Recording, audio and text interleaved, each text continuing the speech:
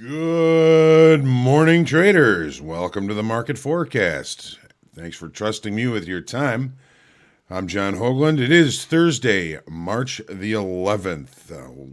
2 days left in trading here. We're going to see if we can't get in the right side by looking at context and risk management. Hopefully, if you're trading already, things are heading your direction. We hope everybody has a good day always, and we're looking forward to everybody's success. Starting with the eco numbers this morning, 7:30, the jobless claims numbers came out. Both of them falling a little bit, so some good signs there from unemployment numbers there. Fewer people applying for unemployment is a good thing. At 9 o'clock, we have the job openings labor turnover survey. 9:30, the nat gas release due out. 10 o'clock Central Time, a 20-year bond auction goes off, and at noon, the 30-year bond auction goes off. So with rates rising a little bit, a lot of eyeballs are going to be on the success or failure of these auctions. As far as other news is concerned, hey, the Dow is at all-time highs. Things are looking good as far as the markets are concerned, and especially as far as the Dow 30 are concerned. Russell's right behind it. NASDAQ seems to be the one that's lagging, and it's got a little bit of legs to the upside, looks like perhaps today. The tech sector may be falling back into vogue here as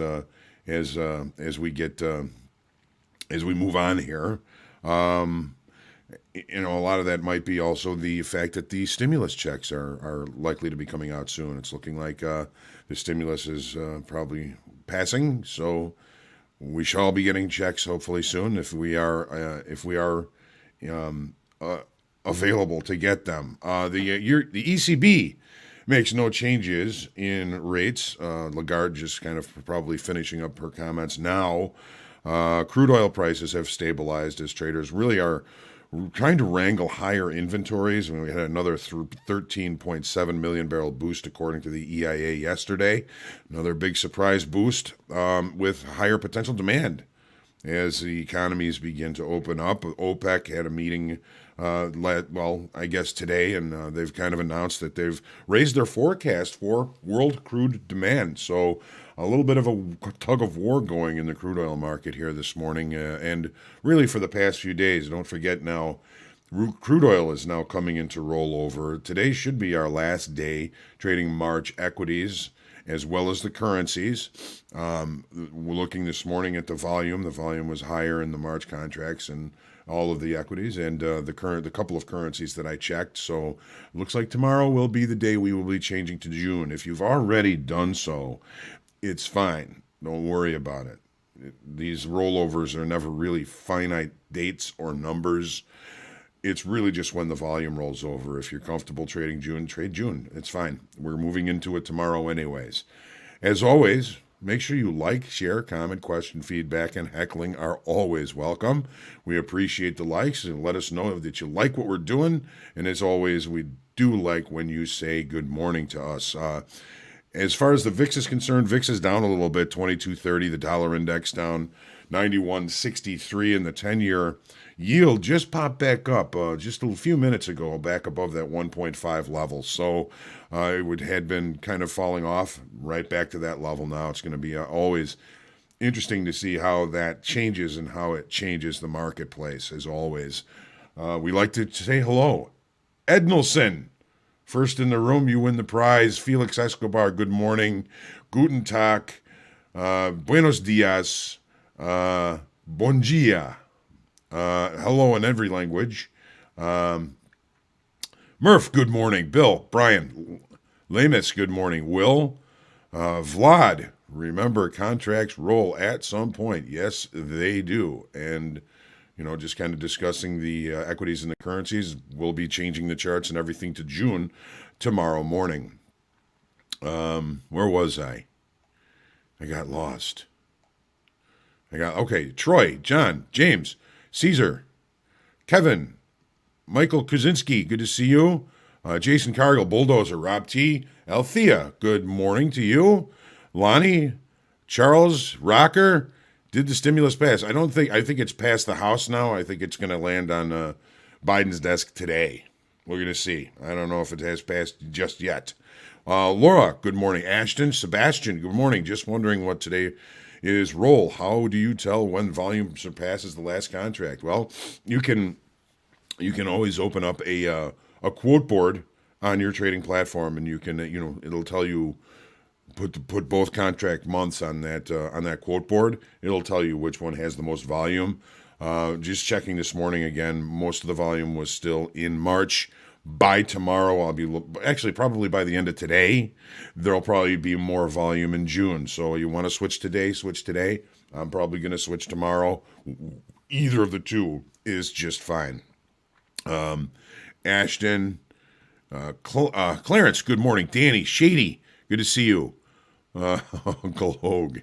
Hi, the chef is here. Good morning, Chef. Angelina, Chip, Trading Research, Rod, good to see you.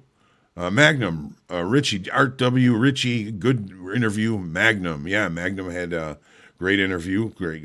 I haven't seen the chance to see it all yet. I saw a part of it. I'm going to watch the rest of it. Good morning, Tanya, Sebastian, Jason, Sebastian. Mr. Shine's Mystery Channel, good to see you. Jonathan Cruz, seeing I think some new names here. Really appreciate you stopping in and making sure that you say hello. As always, we appreciate the likes. And if there's anything that we can do better, of course, we're always looking for feedback. What do you need? What are you looking for from the market forecast and everything here at Top Step? Good morning, Sharon, Chris, Oleg, Althea again, Aaron, Sebastian, and Duta. Good morning. Thanks for popping in. And if you are new and you haven't said hello before, we're glad you're here. Thank you very much for joining us. As always, we're going to try and look at some of these markets. We focus really on crude, the E-mini S&P, NASDAQ, gold, the euro, and now the 10-year we've added to the market forecast. So we're going to take a look at those charts as we speak. Let's get in here and have a look-see. As always, I like to start with the daily and crude, just going left to right. We have upside digestion market state remaining. Upside digestion means the market moves higher and consolidates. I would call this upside digestion. Moves higher and consolidates. I would call this upside digestion. When the areas of balance begin to get closer and closer or start to overlap, we start to think that the upside auction may be a little bit tired to the upside, and we're starting to kind of see this one kind of just landing right on top of this previous area of upside digestion, suggesting possibly a little bit of a pullback might be necessary technically for crude oil.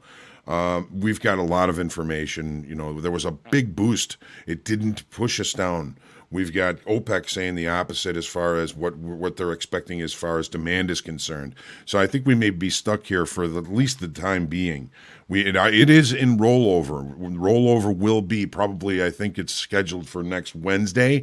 Again, it's not finite. We watch the volume either, Wednesday, Tuesday, Thursday, probably going to be okay to move into the next contract, but we always just watch the volume. And if you do watch the forecast, we'll be discussing that just about on a daily basis, the way we are here with our equities and our currencies. So volume has been maintaining really coming into rollover. And why do we say, why is rollover so important to take note of? Well, it changes the participation in a market, especially in crude oil, which rolls every month. A lot of our bigger traders are more interested in getting a cheap roll done than really becoming directional. They will become directional, but we tend to kind of range during rollovers. Is it true? Is it true all the time? Well, here's our last rollover. Here's our rollover that we're coming into now. We're already setting up a kind of a balance area here. So I'm going to be looking at short time frame levels with which to look for my opportunities. There's probably going to be a lot of them, so make the market come to you. We had a 8,700 increase in open interest yesterday, which we didn't really go anywhere. I'm thinking that's probably more legging in rolling over than anything directional, but we do see a little bit of a move to the upside. If I were to suspect any longer time frame traders in the market yesterday due to that open interest. I would say we attracted some longs yesterday. So just kind of the weekly kickoff low here is one of the extremes of that range, and I'm going with this level up here. This 6670 is kind of the envelope of the ranging activity that we may be in for the rollover. Of course, any news, anything that happens may change that, and that's always a risk that we have. Taking a look now at the 30-minute chart.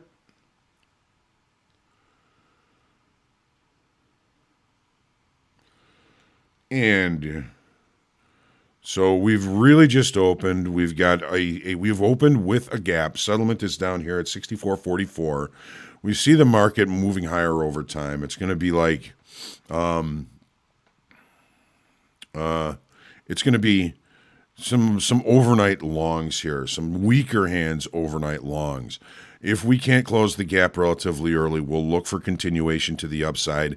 You know, yesterday was a kind of a downside move, but value stayed kind of stable, stayed above weekly kickoff low.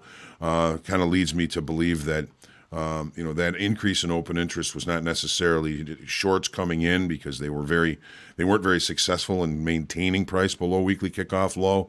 So if we have some overnight longs here, if we can't close the gap relatively early, I'll be looking for opportunities to buy weakness for continuation to the upside. If we start to get a little bit nervous of some of these overnight longs, start to get the sense that they're not going to get any help to the upside in the regular trading hour session, we may see this market give us an opportunity for better trade locations for longs on weaknesses down to settlement, overnight low, and even down below that value low and weekly kickoff low. So I'm going to try and stay patient, even though we've opened kind of out of balance in the daytime frame. I'm waiting for more information, and I think we're going to be doing a lot of that in crude oil through this rollover. We're going to be seeing some pretty good examples of overnight inventory adjustments here, which is what I was just talking about is entirely possible in crude oil. To the S&Ps. All right, so weekly kickoff low is the low yesterday. Or weekly kickoff high, I should say, 38.58 even. The low 38.56 quarter. It was in the overnight yesterday. We did bring in a little bit more volume, even in the front month, which is expiring, which kind of it tells me with the additional 24,000 in open interest to the upside, which may be again rollover related. It's encouraging for a continuation of the upside auction. We're bringing in volume and open interest on the up move. That's a healthy auction that's likely to continue. Again, but rollover. All-time high is in sight here. Where was that? It was in the overnight. We know that. 39.59 quarter. Is that what we've got our sights set on? It is an obvious, visual level for traders to be focused on. And when traders focus on a level, they tend to bring price to that level. We've got a little bit of a hiccup here coming up to this level. But we're going to have to see how this thing acts as it opens up. Looking at the 30-minute chart, remember we added 24,000 in open interest yesterday. It was a pretty range-boundy kind of day, but with a definite upside tilt to it. I'm going to try and make this bigger so we can all see better. Oh, that's a little too big. I think there's an emu in my computer. All right.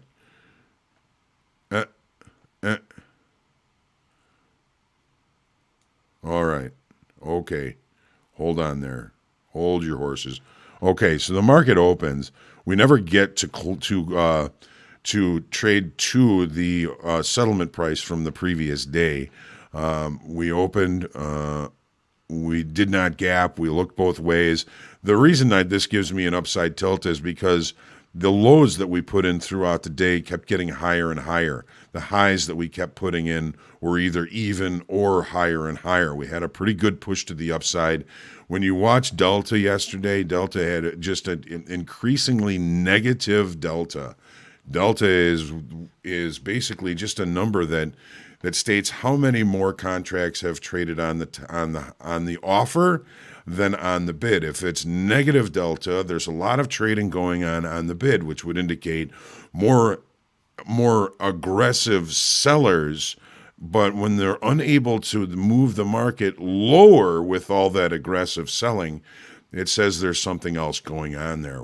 Is it possible that even during rollover, we saw some longer, stronger buyers coming into this market and just kind of soaking up bids as the short time frame traders would hit them with market orders?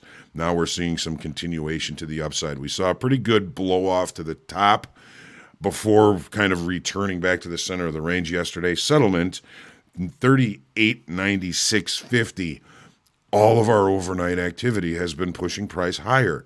Shorter time frame participants, not a lot of volume here. Shorter time frame participants are counting on buyers to come into this market on the U.S. Open, on the regular U.S. trading hours open at 8:30. At 8:30 to 8:31, we're going to post the opening range. If that opening range remains the low of the session, I'm not going to fight anything moving to the upside. If the opening range remains the high of the regular trading hours session, I'm going to stay patient looking for buys as the market may push us back towards yesterday's range, value, and possibly settlement price. These are all possibilities, hypotheses. When we see one of these hypotheses coming true, we have to trade to that hypothesis. So I'll be watching the opening range, that first minute of trade in the S&Ps, for an early indication that, hey, buyers are still coming in for this market. We're going to continue higher, or buyers are going to leave all these overnight longs out in the wind, and we may have an opportunity to look for better trade location if we are looking for longs as the day goes on. There's so much to look at and so much to know and so much to think about and hypothesize about in these markets. So here's the NASDAQ, same but different. Boy, we are a long way away from the all-time high like we are currently at in the Dow. Russell's right there. S&P's rapidly approaching it. There's a long way to go here. Again, we're going to be trading June tomorrow. Finally, I'm going to kind of feel like the NASDAQ is back and welcomed to the party that the other three U.S. equity indices that we look at, or at least two of them, are kind of continuing to the upside. The tech sector has been having a very hard time. There's still a lot of work to do here in the NASDAQ for us to get back up to that all-time high and for any continuation above that. We see that the market has really, where the S&Ps have not, the NASDAQ has kind of broken upside structure here. We've got some short time frame downside structure here. We can get back above this level here, and I'm looking really at an acceptance above weekly kickoff high, which is 13,180. And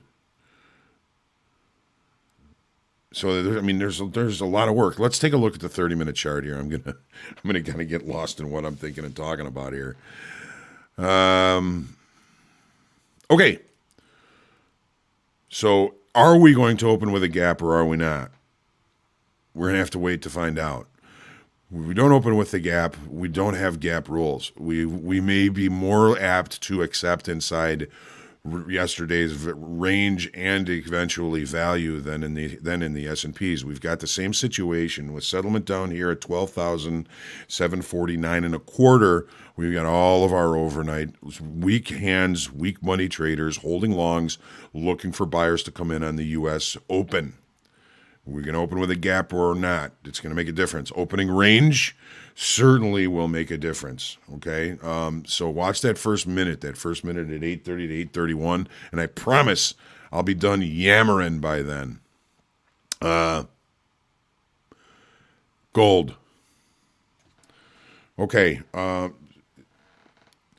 we've started to, we've had a little bit of a turnaround here. We were kind of I was thinking over the beginning of this week and through this week that we wanted to start looking for opportunities to buy weakness because we had a delta divergence. Well, we're seeing price moving and auctioning in the opposite direction now, but are we really bringing in any decent volume? Not really.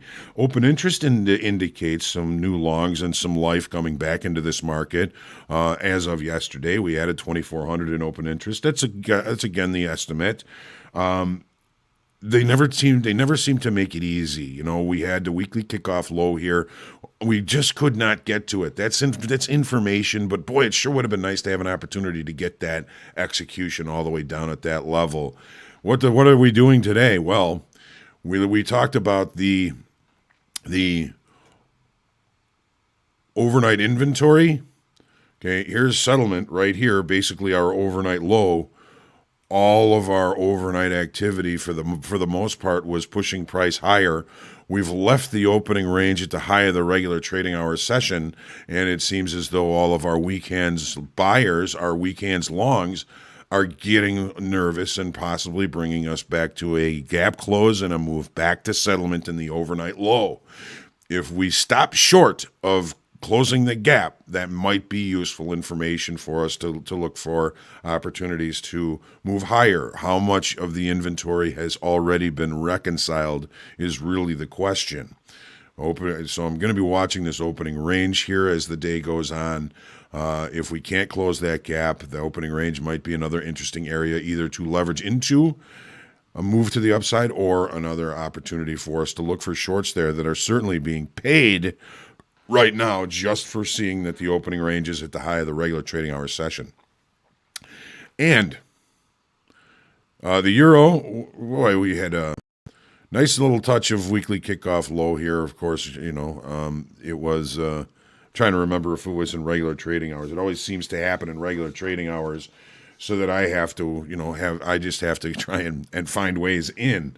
It is again rollover June tomorrow.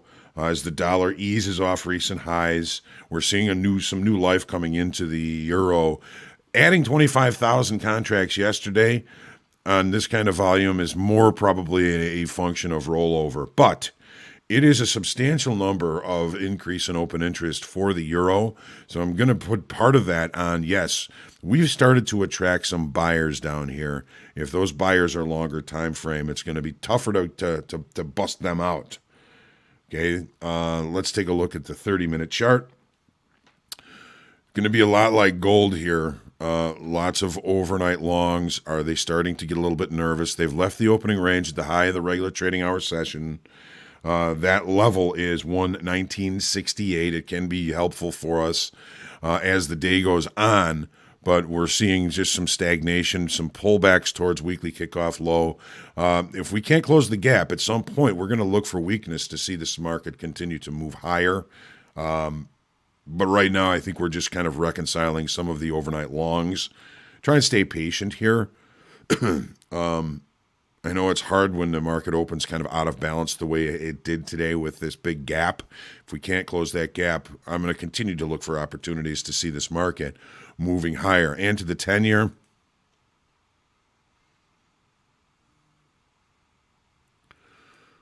okay. So the 10-year yield as of this morning was back down below 1.5%. It's kind of crept back up there.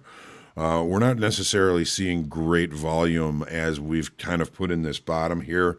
We started to add a little bit of open interest down at this level, and seeing that open interest is pushing us higher, I'm going with potential longer time frame interest in purchasing these bonds down at this level. Now, remember, the bigger, stronger money is always hedging against something else. It doesn't necessarily mean that they're looking for a big upside move.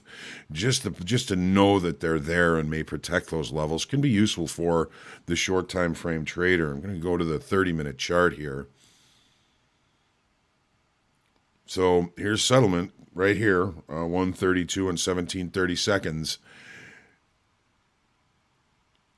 Lots of overnight inventory at one point. It's consolidation, a push back. Now we've closed the gap, Now I can probably be a little bit more relaxed if I'm going to kind of follow the upside structure that we've been putting in for the last three sessions.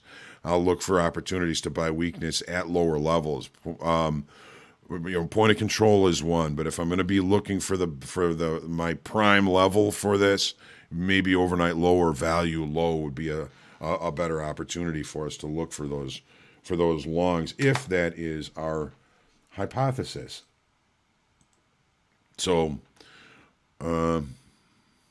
Murph, what's the difference between the ESH1 daily chart and the at ES daily chart? The at ES daily chart is a continuation chart. You're going to get a lot more data from the past on that. The ESH1 is purely the March S&Ps, March 21 S&Ps. Sebastian. Yeah,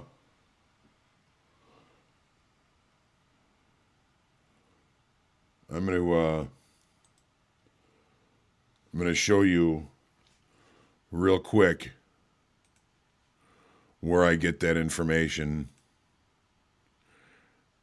and I'm going to put the link into the room here. So this is the daily bulletin. So if I want to look at let's say equities. Okay, I'm gonna pull this up, and it's gonna give me this sheet. You see, it says preliminary Wednesday, March 10th. This is the estimated open interest by around 9:30. If I were to refresh this, it would give me the final, and then we'd have the solid numbers. So let's take a look here. I'm gonna make this big. Whoops. So we've got March S&Ps, we've got settlement price, we've got net change, we've got total volume. I use total volume in everything that I look at because there's volume in future months as well. Open interest, I use total open interest. When you look at crude oil, there are so many contract months that are available to trade.